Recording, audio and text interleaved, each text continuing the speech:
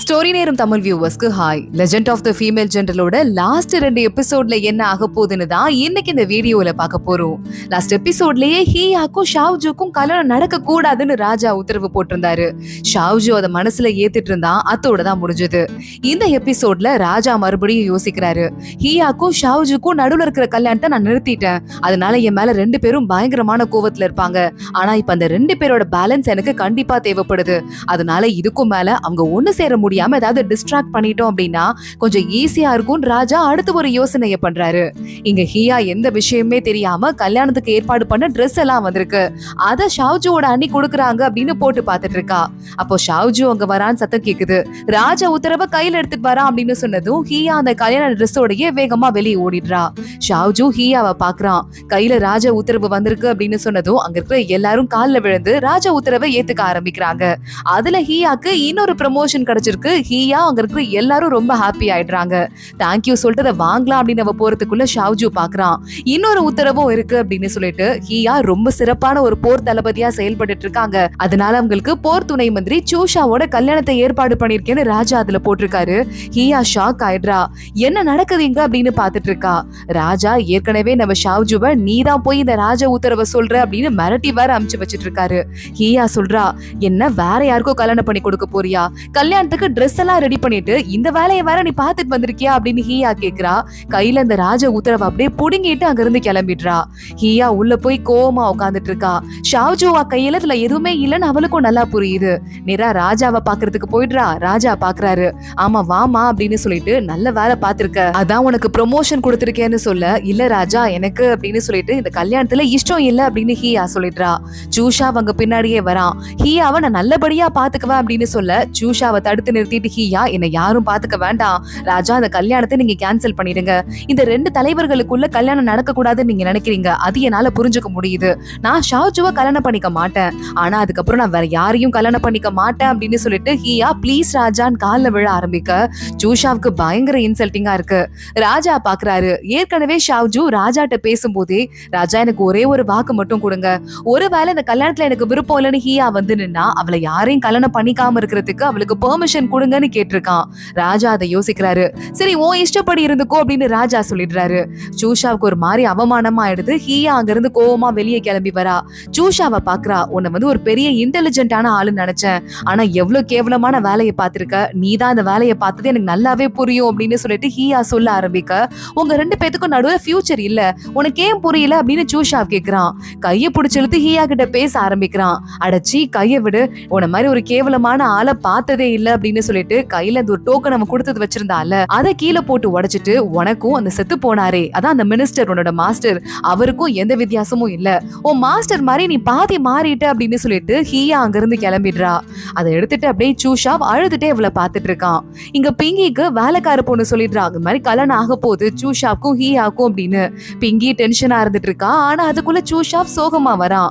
Congratulate பண்ணலான்னு வந்தேன், ஆனா அதுக்குள்ள கல்யாணம் நின்றுச்சு போல, இந்த மாதிரி முட்டாள் பொண்ணுங்களுக்கு தான் கல்யாணம் மாதிரி ஸ்பாயில் ஆகும் நினைச்சேன், ஆனா உன்ன மாதிரி கேவலமான குறுக்கு புத்தி வச்சிட்டு இருக்க உனக்கே இது மாதிரி ஆகும் நினைச்சு கூட பாக்கல, இதுதான் உன் முடிவுக்கான நேரம் போல அப்படின்னு பிங்கி கையில வாள் எடுத்து சூஷாவை குத்துறதுக்கு போக நடுவுல வேலைக்கார பொண்ணு வந்துடுறா, அந்த அசிஸ்டன்ட் பொண்ணு. அவ முதுகுலயே கத்தி இறங்கிருது. யாராவது சீக்கிரம் வாங்க டாக்டரை கூப்பிடுங்கன்னு சொல்ல சில ஆளுங்க பிங்கிய புடிச்சுக்கிறாங்க. டாக்டரை கூப்பிடுறதுக்கு ஆளுங்க போறாங்க. ஆனா வேலைக்கார பொண்ணு நம்ம சூஷாவோட மடியில படுத்துட்டே சாகுறத நினைச்சு எனக்கு பயம் இல்ல, ஆனா உங்களை தனியா விட்டுட்டு போறோமே தான் எனக்கு கவலையா இருக்கு, எதை பத்தியும் கவலைப்படாம நிம்மதியா வாழுங்க அப்படின்னு சொல்லிட்டு அங்கேயே இறந்து போயிடுறா.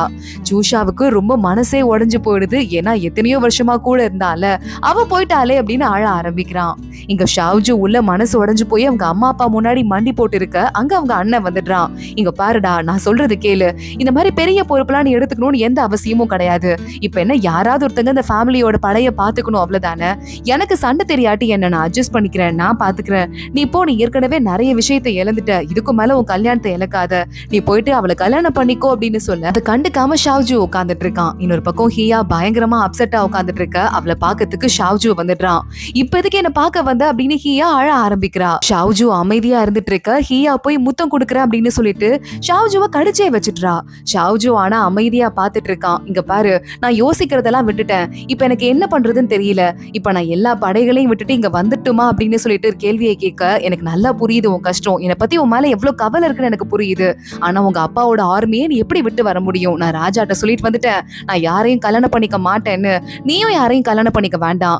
ஜஸ்ட் நம்ம கல்யாணம் பண்ணிக்கல அப்படிங்கறதால நம்ம 2 பேரும் ஜோடியில ஆயிடுமா என்ன அப்படின்னு 2 பேரும் சொல்லிட்டு ஒருத்தங்க கட்டி பிடிச்சுக்கிறாங்க.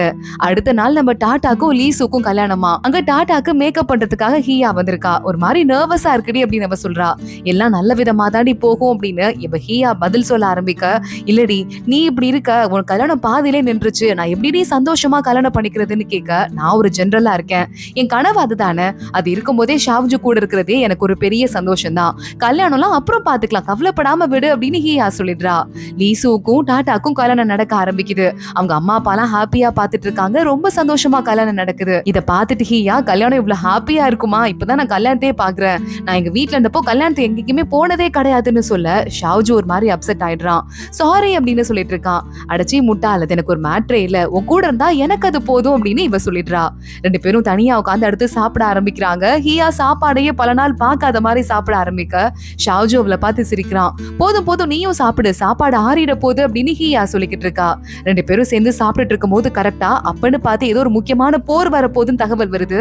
சீக்கிரம் போலாம் வா அப்படின்னு ஹீயா ஷாவ்ஜுவை கூட்டிட்டு அரண்மனைக்கு போயிடுறா. அங்கங்க நிக்கும் போது இந்த சூஷா இருக்கான்ல அவனும் வந்துடுறான். ராஜா சொல்றாரு, ஷாவ்ஜுவை தனியா ஒரு படைக்கு அனுப்பி விட்டுட்டு இன்னொரு இடத்துல அவ்வளவு ஆபத்தே இல்ல, அந்த இடத்துக்கு ஹீயாவோட படைகளை போ சொல்றாரு. இவளுக்கு ஒண்ணுமே புரியல, எதுக்காக நம்மள தனியா போக சொல்றாங்க அப்படின்னு சொல்லிட்டு, எதுக்காக நம்மள பிரிக்கிறதுக்கு ட்ரை பண்றாங்கன்னு தெரியல, ஆனா நீ போற இடத்துல தான் அதிக ஆபத்து இருக்குன்னு சொல்ல, பரவாயில்ல பாத்துக்கலாம், ராஜ உத்தரவை மீற முடியாதுல்ல அப்படின்னு சொல்லிட்டு ஷாவ்ஜு சொல்லிடுறான். ஹீயா பாக்குறா, சூஷாவை பார்த்து, உன் ஐடியா தானே இது, ராஜாட்ட நீ தானே ஏத்தி விட்ட அப்படின்னு சொல்லிட்டு அங்க இருந்து கிளம்பி போயிடுறா. இங்க ஹன் இருக்கான்ல அவனும் அவங்க படையோட கிளம்ப போறான். ஒய்ஃப் வந்து பிரெக்னெண்டா இருக்கா, குழந்தை பிறக்க போற நிலைமையில இருக்கா. அப்போ உடனே ஹன்னு சொல்றான், சரி பத்திரமா இரு, நான் குழந்தை பிறந்ததும் சீக்கிரமா ஓடி வந்துடுறேன், அதுக்கு முன்னாடியே முடிஞ்சா கூட வந்துட்டேன்னு சொல்ல, இல்ல ப்ளீஸ் என்னையும் கூட்டு போங்க, ஒருவேளை நீங்க போர்ல இருக்கும் போது குழந்தை பிறந்துருச்சுன்னா என்ன பண்றதுன்னு சொல்லிட்டு அவ ஃபோர்ஸ் பண்ண, சரி வா நீயும் என் கூடயே வா அப்படின்னு ஹன்னு சொல்லிடுறான். ஹீயா ஷாவ்ஜு 2 பேருமா சேர்ந்து கிளம்ப ஆரம்பிக்கிறாங்க. இங்க ஒரு பக்கம் நம்ம ஹீயா போயிடுறா. அப்ப அவளோட இந்த 4 ஃப்ரெண்ட்ஸ் இருப்பாங்கல்ல, அவெல்லாம் அவளோட படைகள்ல தான் இருக்காங்க. சில பிரச்சனைகள் வருது அப்படின்னு தெரியுது. ஹீயா உடனே படைகளை 2-3 பிரிச்சு ஒவ்வொரு டைரக்ஷன்ல அமுச்சு வைக்கிறா. ஹீயா ஒரு வழியா ஜெயிச்சுட்டு மறுபடியும் திரும்ப வரா. அந்த சண்டையை முடிச்சிட்டு அங்க சூஷா வெயிட் பண்ணிட்டு இருக்கான் அவளுக்காக. வந்துட்டியா அப்படின்னு கேட்டுட்டு ஹன் இருக்கான்ல அவனும் இப்ப சூஷாவோட போயிட்டு தான் இந்த பக்கமா திரும்ப வந்துட்டு இருக்கான். இந்த இடத்துல கொஞ்சம் அதிகமா ஆபத்து இருந்திருக்கு. இப்போ ஷாவ்ஜுவோட படைகள் பக்கத்துல இருந்திருந்தா கரெக்டா இருந்திருக்கும். ஆனா ஷாவ்ஜுவை வேற இடத்துக்கு அனுப்பிட்டாங்க அப்படிங்கறதால படைகள் ரொம்ப கம்மியா இருந்திருக்கு. கஷ்டப்பட்டு தான் வின் பண்ணிருக்காங்க. ஹன் ரொம்ப உடம்பு முடியாம தான் இறங்கி வரான். உள்ள அவனுக்கு குழந்தை பிறந்துட்டு இருக்க, ஒய்ஃப்க்கு பிரசவ வலி வந்துட்டு இருக்கு. ஆனா ஹன்னால உடனே உள்ள போக முடியல. குதிரையில இருந்து பொத்தனி கீழே விழுந்துட்டான். அங்கேயே அவனோட உயிர் போயிருது. கரெக்டா ஹீயா வரத்துக்குள்ள என் பொண்டாட்டிய சந்தோஷமா இருக்க சொல்லு அப்படின்னு சொல்லிட்டு இறந்துடுறான். ஹீயா பார்த்துட்டு ஷாக் ஆயிடுறா. நேரா அவன் ஒய்ஃப் உள்ள பிரசவ வலியில இருக்கா. அவர் இன்னும் கொஞ்சம் சண்டை போட்டுட்டு இருக்காரு, வரத்துக்கு கொஞ்சம் நாள் ஆகும் அப்படின்னு வேணும்னே போய் சொல்றா. குழந்தை பிறக்குது, ஒரு பொம்பளை குழந்தை பிறந்திருக்கு, என் குழந்தையும் ஹீயா மாதிரியே ஒரு பெரிய வீரன் ஆகணும் அப்படின்னு சொல்லிட்டு அவங்க அம்மா சொல்லிக்கிட்டு இருக்க, ஆமா ஆமா கண்டிப்பா கண்டிப்பா ஒரு பெரிய ஆளாவா அப்படின்னு ஹீயாவும் அழுத்துட்டே சொல்லிட்டு இருக்கா. குழந்தைக்கு மோஷி அப்படின்னு பேர் கூட வைக்கிறாங்க. இங்க இந்த சூஷா இருக்கானே உள்ள உட்கார்ந்து குடிச்சிட்டு இருக்க, அங்க ஹீயா வந்துடுறா. ஏற்கனவே தெரிஞ்சு குற்ற உணர்ச்சியில தான் இருக்க போல. இங்க மட்டும் ஷாவ்ஜுவோட படைகளும் இருந்ததுன்னா ஈஸியா நாங்க ஜெயிச்சிருப்போம். அதனால பிறந்த குழந்தை அப்பாவை பார்க்காமலே இருந்திருக்காது. ஹன்னும் அவனோட குழந்தைய எந்த குழந்தைய பாசமா வளர்க்கணும்னு நினைச்சானோ அந்த குழந்தைய விட்டு பார்க்காமலே இறந்து போயிருக்க மாட்டான். உன்னோட முட்டாள்தனத்தால எங்களை பிரிக்கணும்னு நீ நினைச்ச கேவலமான ஒரு எண்ணத்தால இப்ப என்ன ஆச்சு தெரியுமா, ஒரு அப்பாவும் குழந்தையும் பிரிஞ்சுட்டாங்க. கொஞ்ச நாளைக்கு இல்ல வாழ்க்கைக்கும். நீ என்ன வைன் குடிச்சு உன் சோகத்தை தீர்த்துக்கலாம்னு நினைக்கிறியா? அந்த மாதிரி வைனே உனக்கு கிடைக்க கூடாதுன்னு அந்த பாட்டில கீழே போட்டு உடைச்சிட்டு அங்க இருந்து போயிட சூஷாவ் யோசிச்சு பாக்குறான். அவங்க அம்மா நீ பெரிய ஆள் ஆகணும், ஒரு நல்ல அதிகாரி ஆகணும்னு சொல்லிட்டு தான் கடைசியா இறந்து போயிருக்காங்க. அத பத்தி யோசிச்சு பார்த்துட்டு நான் என் மாஸ்டர் மாதிரி ஆயிட்டேன் போல அப்படின்னு சொல்லிட்டு அவனுக்கே நல்லா தெரிய ஆரம்பிக்குது. தனியா உட்காந்து அழ ஆரம்பிக்கிறான். இங்க ஷாவ்ஜுவோட படைக்கும் ஆபத்து அதிகமாயிட்டே இருக்குன்னு ஹீயாக்கு தெரியுது. ஹீயா நம்மளும் இங்க இருந்து கிளம்பி போலாம் அப்படின்னு அவளோட டீம் கிட்ட சொல்லிட்டு இருக்கா. ஷாவ்ஜு தனி ஆளா இருந்து நிறைய ஆளுங்க அவனோட இறந்து போயிடுறாங்க. அவன் ஆளுங்க கிட்ட சண்டை போட்டுட்டு இருக்க ஷாவ்ஜுக்கு ஆபத்து அதிகமாகிற அந்த நேரத்துல ஹீயா அவ படைகளை கூட்டிட்டு வந்துடுறா. ஒட்டு மொத்தமா 2 பேரும் ஊட்டா படைகள் கூட நின்று சண்டை போட்டு ஒரு வழியா ஜெயிச்சிடுறாங்க. ஹீயாவும் ஷாவ்ஜுவும் ஒருத்தங்க அழுதுட்டே பாத்துட்டு இருக்க, இங்க மறுபடியும் அரியணை கூட ஆரம்பிக்குது. ராஜா பாக்குறாரு, என் 2 தளபதிகளும் ஜெயிச்சிட்டு வந்துட்டீங்க, இதை விட எனக்கு சந்தோஷம் வேற என்ன இருக்க போகுது, ரொம்ப நன்றி, உங்களுக்கான கிஃப்ட் உங்க வீட்டுல காத்துட்டு இருக்கு, சீக்கிரமா வீட்டுக்கு போங்க, உங்க குடும்பம் வெயிட் பண்ணிட்டு இருப்பாங்கன்னு சொல்ல இந்த 2 பேரும் கிளம்பி போறாங்க. அண்ணோட ஒய்ஃப் குழந்தையோட தனியா உட்காந்துட்டு இருக்கா. கல்யாணம் பண்ணிக்க போதே இந்த நாள் ஒண்ணு வரும்னு எனக்கு தெரியும். ஆனா என்னால தாங்கிக்கவே முடியல. சரி நம்ம குழந்தையாவது நான் நல்லா வளர்க்குறேன் அப்படின்னு குழந்தைய அழுதுட்டே இவ பாத்துட்டு இருக்க. அங்க ஒரு பட்டாம்பூச்சி குழந்தைய சுத்தி சுத்தி வந்துட்டு இருக்கு. இங்க பாத்தியா உங்க அப்பா உன்னை தேடி இன்னைக்கும் வந்துட்டாரு அப்படின்னு ஹன்னோட ஒய்ஃப் சொல்லிக்கிட்டு இருக்கா. இங்க ஷாவ்ஜுவும் ஹீயாவும் ஊருக்குள்ள நடந்து போயிட்டு இருக்காங்க ஒரு மாதிரி நிம்மதியா. ஷாவ்ஜுவோட வீட்டு வாசல்ல வந்து நின்னுட்டு, ச்சே நம்ம வண்டியில வந்தா சீக்கிரமா உன் வீடு வந்துருமே நடந்து வந்தோம். அப்பையும் கூட சீக்கிரமா வந்துருச்சுன்னு ஹீயா சொல்றா. சரி பரவாயில்ல, உயிர் இருக்கிற வரைய என்னைக்குமே நான் உன் கூட தான் இருப்பேன். கல்யாணம் அப்படிங்கறது ஒரு டாக்குமெண்ட் தானே அப்படின்னு ஷாவ்ஜு சொல்ல, ஓ அப்படியா அப்படின்னு ஹீயா சிரிக்கிறா. ஷாவ்ஜுவல கட்டி பிடிச்சிட்டு, நான் சொன்னது உனக்கு ஹாப்பி தானே, இது உனக்கு போதும் தானே அப்படின்னு கேட்டுட்டு இருக்க. அங்க அசிஸ்டன்ட் வந்துடுறான். கண்ணை மூடிட்டு சீக்கிரமா கொஞ்சம் உள்ள வரீங்களா, ராஜ உத்தரவு வந்திருக்குன்னு சொல்ல 2 பேரும் உள்ள போறாங்க. 2 பேரும் வெயிட் பண்ணிட்டு இருக்கும் போது இந்த நாட்டோட பில்லரா இருக்காங்க ஹீயாவும் ஷாவ்ஜுவும். இவங்க மேல எனக்கு எந்த சந்தேகமும் கிடையாது. அவங்க கல்யாணம் பண்ணிக்கிறதுக்கு நான் உத்தரவு போடுறேன் அப்படின்னு ராஜா சொல்லிடுறாரு. ஹீயா ஷாவ்ஜு ஹாப்பி ஆயிடுறாங்க. அடுத்த நாளே அவங்களுக்கு கல்யாண ஏற்பாடு ஆக ஆரம்பிக்குது. 2 பேரும் கல்யாணம் பண்ணிக்கிறாங்க. ஊரே கூடி நின்னு வேடிக்கை பார்க்க ஆரம்பிக்குது. ஹீயாவும் ஷாவ்ஜுவும் ஹாப்பி ஆயிட்டு இத்தனை நாளாப்பட்ட கஷ்டத்துக்குலாம் ஒரு முடிவு வந்துருச்சு அப்படின்னு சொல்லிட்டு அங்கிருந்து நேரா யாரோட தொந்தரவும் இல்லாம கிளம்பி போயிடுறாங்க. குதிரையில போயிட்டு இதுக்கு மேல நம்மள பிரிக்கிறதுக்கு யாருமே இல்ல, நம்ம நாட்டை அழிக்க வந்த சக்தியை நம்ம அழிச்சிட்டோம், நம்மளோட எதிரிகளுக்கும் நம்ம ஒரு முடிவுக்கு கொண்டு வந்துட்டோம் அப்படின்னு 2 பேரும் ஜாலியா போயிட்டு இருக்கதோட தான் இந்த ஒரு சீரீஸ் ஹாப்பியான ஒரு எண்டுக்கு வருது. இந்த எண்டிங் உங்க எல்லாருக்கும் ரொம்பவே பிடிச்சிருக்கும் அப்படின்னு நினைக்கிறேன். அதே மாதிரி இன்னும் பியூட்டிஃபுல்லான நிறைய சீரீஸ் நம்ம சேனல்ல வரப்போகுது. எதையும் மிஸ் பண்ணாம இருக்கணும் அப்படின்னா இப்பவே நம்ம சேனலை சப்ஸ்கிரைப் பண்ணி பெல் ஐக்கானையும் கிளிக் பண்ணிக்கோங்க. அடுத்த வீடியோல அடுத்த ஒரு புது சீரீஸ்ல பார்க்கலாம். அது வரைய பாய்.